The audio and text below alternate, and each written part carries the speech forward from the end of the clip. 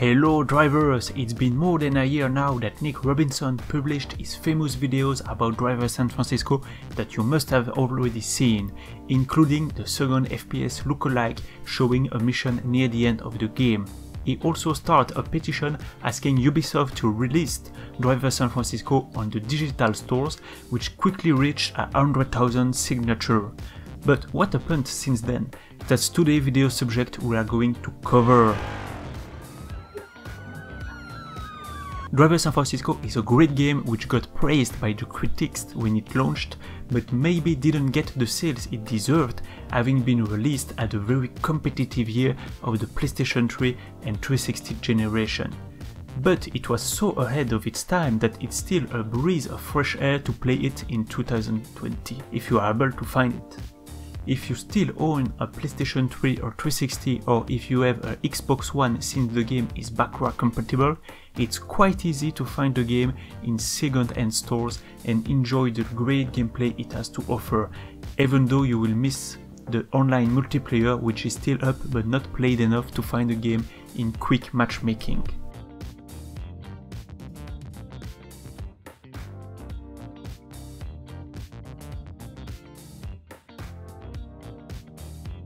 If you want to test the great mods available and take part in some frantic online sessions being held by the Driver Discord community, then the PC is your best bet.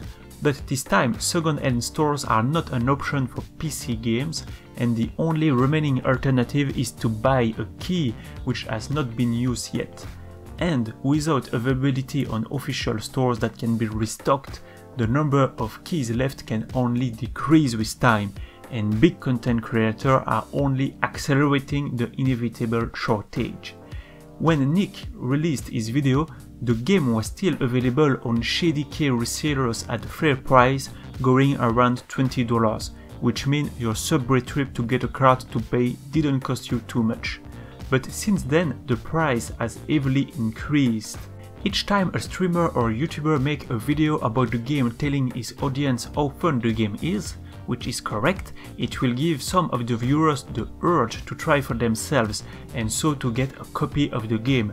But as the keys are not restocked, you come to a situation where there is more people wanting the game than actual keys of the game left, and it can only mean one thing: price rising. By the time I'm making this video, the price is now well over €100 for a PC copy of the game. Even if I love this game, I wouldn't recommend buying it at that price, especially when the benefits will not go to the actual developers or publisher, but to some grey websites.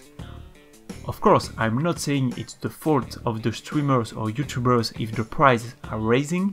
They are doing a great job at keeping the driver brand awareness at a high level, even if that's not their main interest when doing content about it, by showing the game existence at a wider audience than anyone else could.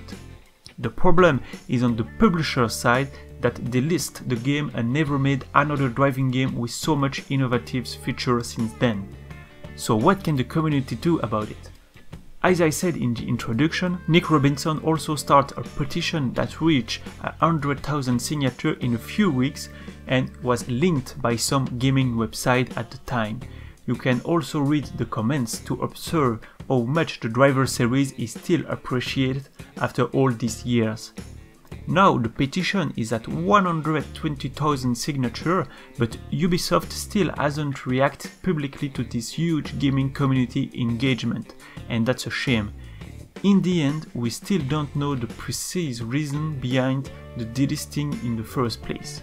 If anything, that petition shows that there is definitely an audience left for Hollywood car chase driving games, and the driver community should not give up in the face of Ubisoft's silence, but instead keep showing support by watching the videos of the great content creators and playing the mods made by the amazing community, and of course playing the Driver Syndicate, the free spiritual successor community game.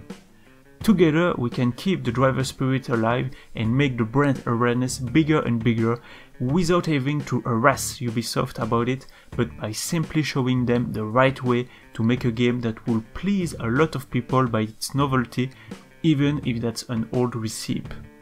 And if you do happen to be lucky to already have a copy of the PC version of Driver San Francisco, you can join us in online session and have a lot of fun. Next session will be held this weekend and will be streamed on this channel, so set a reminder. You can also support the channel by becoming one of its members called the Red Rivers. Click on the join button below the video for more information.